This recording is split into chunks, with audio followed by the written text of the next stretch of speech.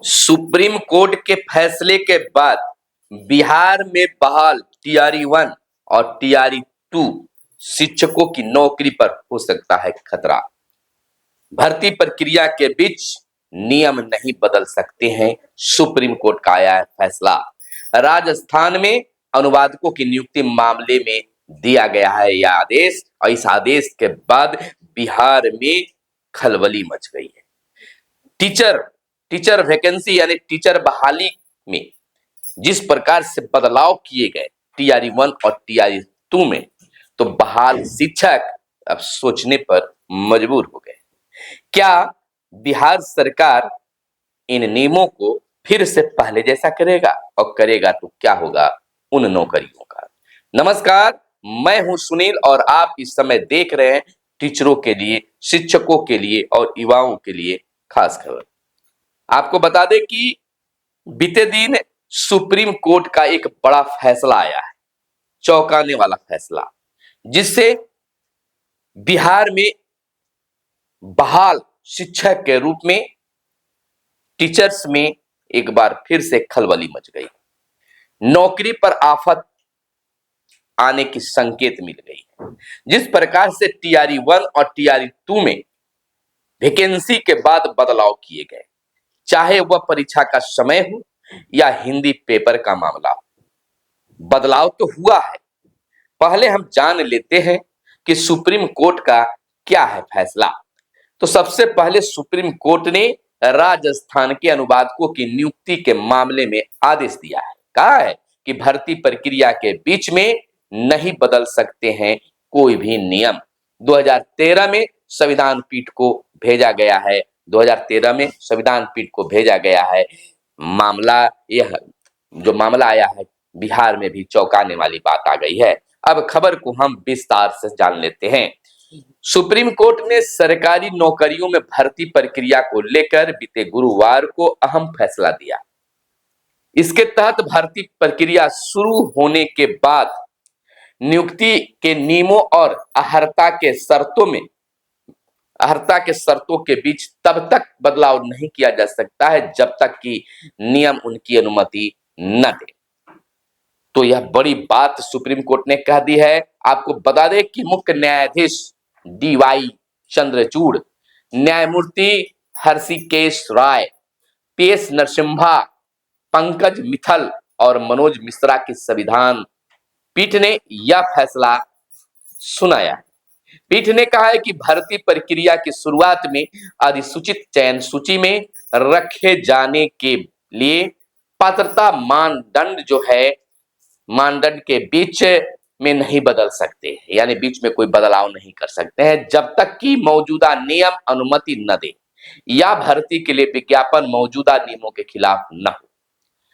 पारदर्शिता प्रक्रिया पर जोर दिया गया है। जस्टिस मनोज मिश्रा ने कहा कि मौजूदा भर्ती प्रक्रिया यानी मौजूदा नियमों के अधीन बोर्ड या निकाय भर्ती प्रक्रिया के लिए उचित प्रक्रिया तैयार कर सकते हैं, लेकिन यह पारदर्शी, गैर भेदभावपूर्ण हो।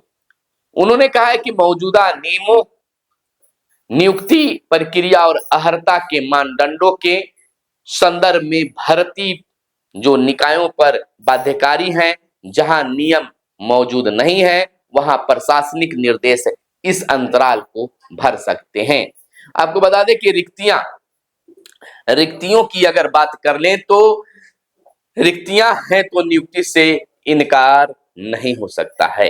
पीठ ने कहा है कि यह सही है कि चयन सूची में स्थान पाने वाले से नियुक्ति का अपरिहार्य अधिकार नहीं मिलता और राज्य या भर्ती निकाय समुचित कारणों से रिक्तियों को न भरने का विकल्प चुन सकते हैं। यदि रिक्तियां है तो सरकार भर्ती बोर्ड, निकाय चयन सूची में प्रतीक्षा या विचाराधीन आवेदक को नौकरी देने से मना नहीं कर सकते हैं। तो सुप्रीम कोर्ट ने और क्या कुछ कहा है हम बता दें। उन्होंने कहा है इन परिस्थितियों में बदलाव संभव है। भर्ती प्रक्रिया शुरू होने के बाद शर्तों, पात्रता मानदंडों में बदलाव तभी संभव है जब मौजूदा नियम इनकी अनुमति देता हो या नियुक्ति के लिए विज्ञापन नियमों के खिलाफ। दूसरा, यदि मौजूदा नियमों या विज्ञापन के तहत मानदंडों में बदलाव की अनुमति है तो उन्हें अनुच्छेद 14 के तहत समानता की अधिकार की आवश्यकता को पूरा करना होगा। साथ ही किसी भी भेदभाव कह सकते हैं कि साथ ही किसी भी बदलाव को मनमानी न करने की कसौटी पर खरा उतरना होगा, यानी पूरी की पूरी बांधने की बात की गई है। वहीं सरकारी नौकरियों के लिए भर्ती प्रक्रिया विज्ञापन जारी करने से शुरू होती है और रिक्तियां भरने के साथ खत्म होती है। ऐसे में बीच में नियमों और अर्हता के शर्तों को बदलना खेल शुरू होने के बाद नियम बदलने के समान होगा, यह सुप्रीम कोर्ट ने कहा है। और बता दें कि मानक पहले तय हो। कोर्ट ने कहा है कि सक्षम प्राधिकार विपरीत नियमों के अभाव में उपयुक्त उम्मीदवार के चयन, लिखित परीक्षा, साक्षात्कार सहित विभिन्न चरणों के लिए मानक तय कर सकते हैं। यह भर्ती प्रक्रिया शुरू होने से पहले होना चाहिए। यदि प्राधिकारी को अधिकार है तो मानक उस चरण तक पहुंचने से पहले तक तय हो सकते हैं। यह था मामला। क्या मामला था आपको बता दें, यह मामला राजस्थान हाई कोर्ट के 13 अनुवादकों की भर्ती से जुड़ा है। विज्ञापन के बाद 21 आवेदक लिखित परीक्षा और साक्षात्कार में शामिल हुए, लेकिन नियुक्ति सिर्फ 3 की हुई। बाद में विफल आवेदकों को पता लगा कि हाई कोर्ट ने 75% अंक प्राप्त करने वालों के चयन का ही आदेश दिया था, लेकिन विज्ञापन में जिक्र नहीं था। इसके बाद 2010 में कोर्ट में अर्जी दायर की गई थी और उसके बाद यह फैसला सुनाया गया। कहीं ना कहीं बिहार में भी कई तरह के बहालियों में बाद में बदलाव किया गया है।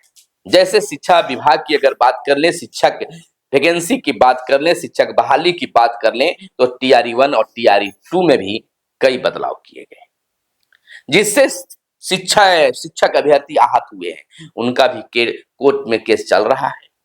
तो क्या उस आधार पर पटना हाई कोर्ट उन बदलावों में किए गए पर विभाग को या फिर बीपीएससी बोर्ड को फटकार लगाएगी और पुनः इसे देखने के लिए कहे कि अगर ऐसा होता है तो कई बहाल शिक्षक इस प्रक्रिया से बाहर हो सकते हैं। शिक्षक बनने के बाद में भी उनकी नौकरी पर खतरा हो सकता है। खैर, इंतजार करना होगा और इंतजार के बाद यह पता चलेगा कि क्या कुछ सही है और क्या कुछ गलत है। हालांकि बदलाव तो हुआ है, या कहां से कि किसी का ट्रेन छूट रहा है तो परीक्षा के समय में बदलाव कर दिया जाए, वो भी कुछ घंटे पहले हुआ। हिंदी पेपर में बदलाव किया गया। तो बहुत सारी चीजें हैं जो यहाँ भी सशंकित कर रहा है। मिलते हैं अगले वीडियो में, तब तक के लिए इस वीडियो को शेयर कर दीजिए और अगले वीडियो का इंतजार कीजिए। मैं आपके लिए फिर अच्छी वीडियो लेकर आने की कोशिश करूंगा। फिलहाल आप स्वस्थ रहें, मस्त रहें, व्यस्त रहें। मिलते हैं अगले वीडियो में। धन्यवाद। जय हिंद, जय भारत, वंदे मातरम।